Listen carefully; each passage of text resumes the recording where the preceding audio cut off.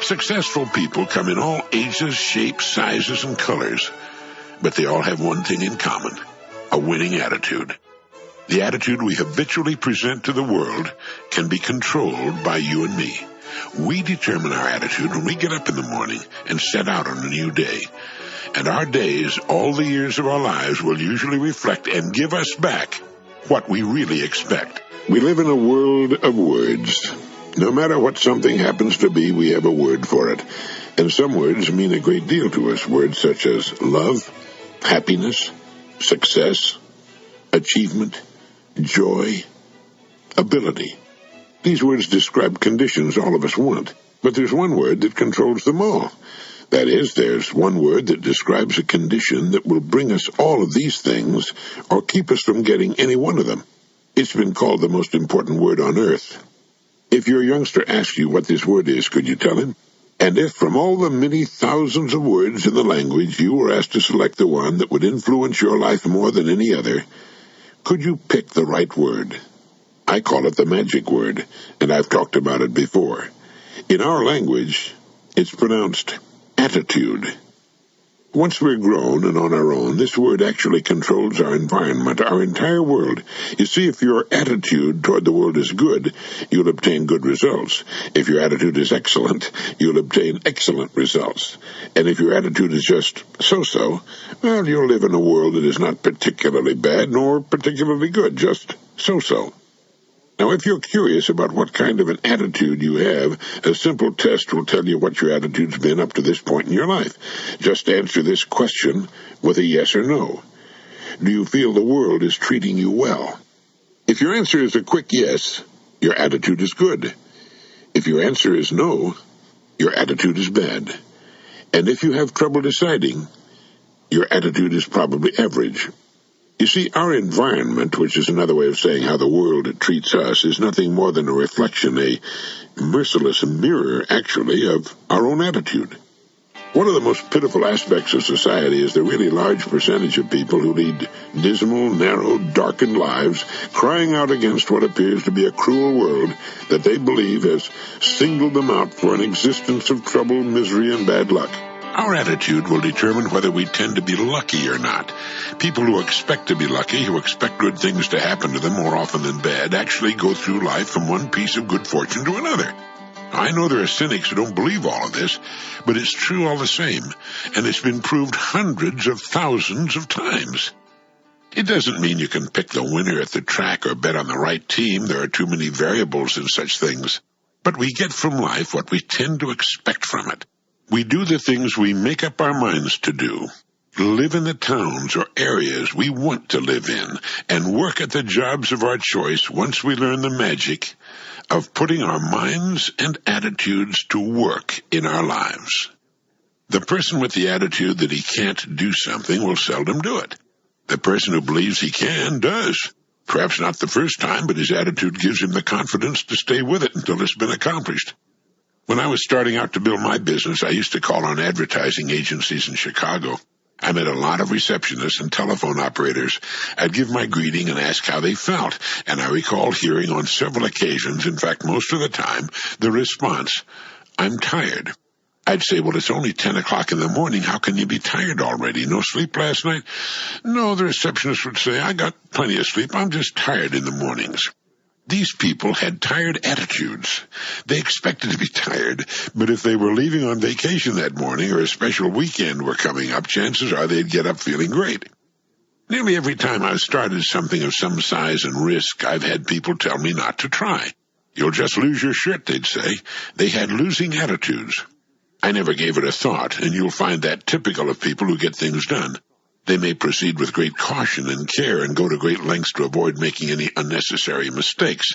But they fully intend to win, and when they do, with an attitude of failure, we're whipped before we start. Successful people come in all ages, shapes, sizes, and colors, but they all have one thing in common: a winning attitude.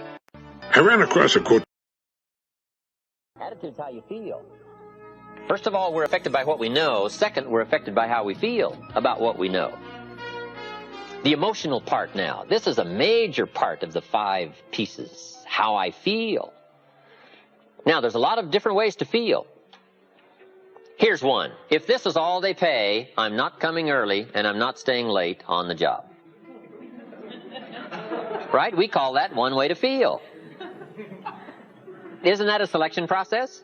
If this is all they pay, I'm not coming early and I'm not staying late. We call that your choice of attitude. Now, do you think that attitude, if you kept it for the next 5 years, would greatly affect your fortunes? The answer is, of course. You cannot escape the accumulated effect of the selection of your attitude. You can't escape it.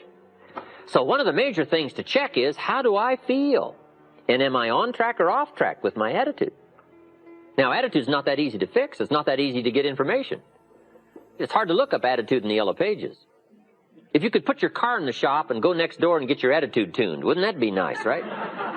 But where do you go? How do we engage in the kind of philosophical thinking that will refine our attitude to give us a chance for future fortune rather than what will be missing in the future? So this is big, attitude. Here's another attitude. No matter what they pay, I always come early and I always stay late to invest in my own future. We call that another attitude about the same job. Now, why would one person have one attitude, another person have another attitude? We call that mysteries of the mind. Right? I don't know. Everybody has to choose for themselves. Everybody has to decide by education. Now, if you didn't know what the consequences were going to be, it could be very easy to choose the wrong attitude and not discipline yourself to the right attitude.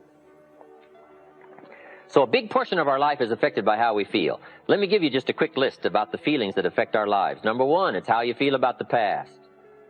Boy, it's easy to carry the past as a burden instead of as a school. It's easy to let the past overwhelm you instead of let the past instruct you. How to feel about the past hurts and the past losses.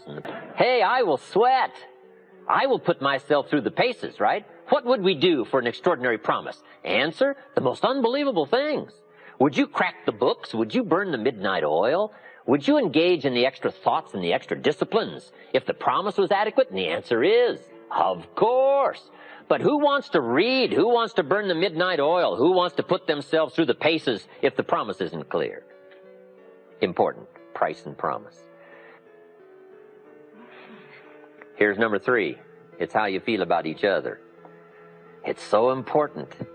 Attitude about society, country, state and city, community, family, enterprise, office, company, corporation, division.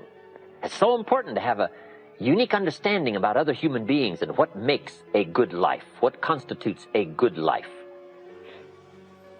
How you feel about each other. I've got a good phrase for you. You can't succeed by yourself. So to have a unique, refined sense of appreciation for each other is prerequisite. It takes each other to build a society.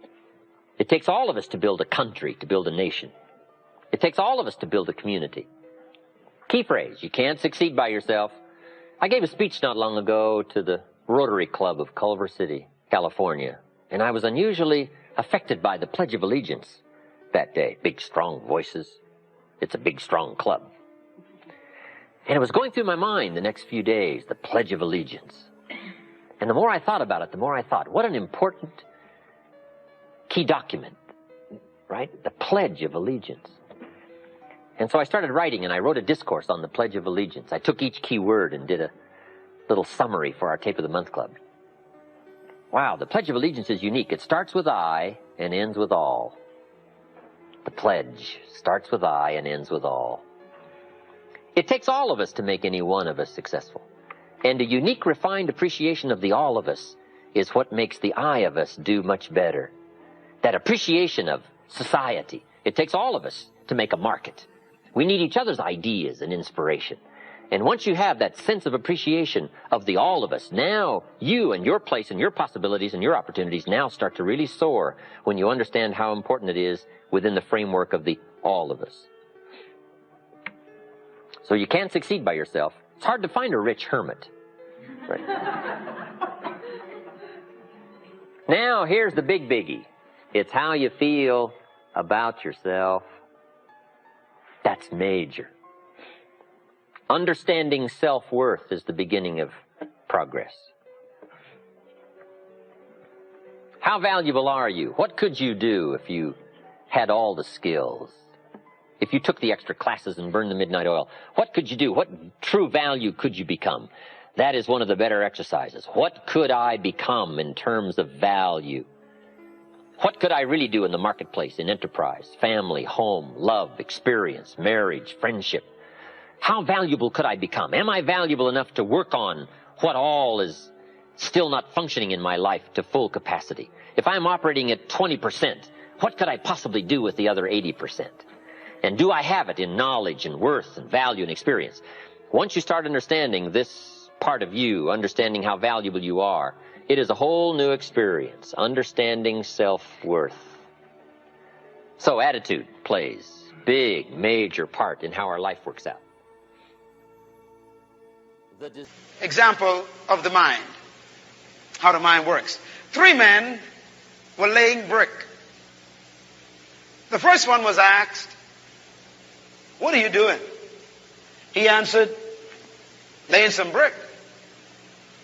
The second man was asked, "What are you working for?" He answered, "For $5 lousy an hour." The third man was asked, "What are you doing?" Same project, same work. He answered, "I'm helping to build a great cathedral unto the worship of our God." What do you learn from that? 3 men working on the same building, but all 3 has completely different attitudes. The first one could only see the bricks. The second one could only see how much little he's being paid. The third one saw a finished cathedral with people worshiping. Now, who do you think had the better attitude? Same job, but 3 completely different people. Only because of their minds. The power of the mind could make you have a different experience on your job, right next to a lousy worker. The future of a job is not in the job. It's in the one who holds the job. The people who go after this stuff, what makes it worth it? It's got to be your passion. You got to love it, ladies and gentlemen. You got to love it. It's got to be what you are supposed to do.